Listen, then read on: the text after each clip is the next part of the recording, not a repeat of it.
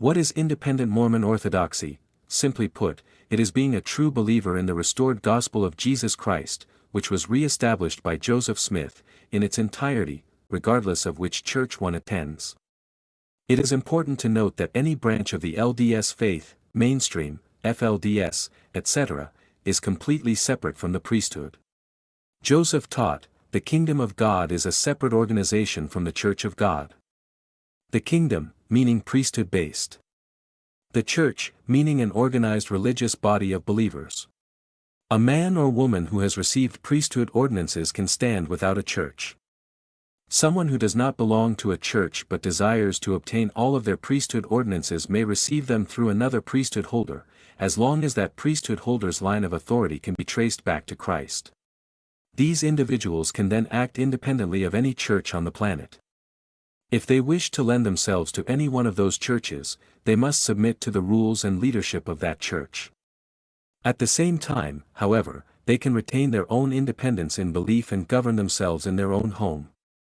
Why would anyone want to become an independent Orthodox Mormon? Well, does the church they attend prevent them from pursuing righteous desires, such as receiving higher ordinances or following each and every revelation obtained by Joseph Smith? Does the church they attend restrict agency and place emphasis on following their leaders' advice, doctrines, and teachings without question, which is considered trusting in the arm of flesh, rather than going directly to the Lord? Does the church they attend have problems with transparency of church finances, changes to church ordinances that the Lord revealed, financial requirements to enter their temples, or lack attention when it comes to the reporting of the safety and welfare of children?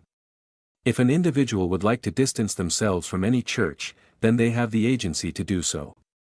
It is important to note that an independent Orthodox Mormon must make every effort to avoid priestcraft, as described by Nephi. Behold, priestcrafts are that men preach and set themselves up for a light unto the world, that they may get gain and praise of the world, but they seek not the welfare of Zion. Independent Orthodox Mormons must not seek unrighteous dominion over anyone or claim to receive revelation for anyone but themselves.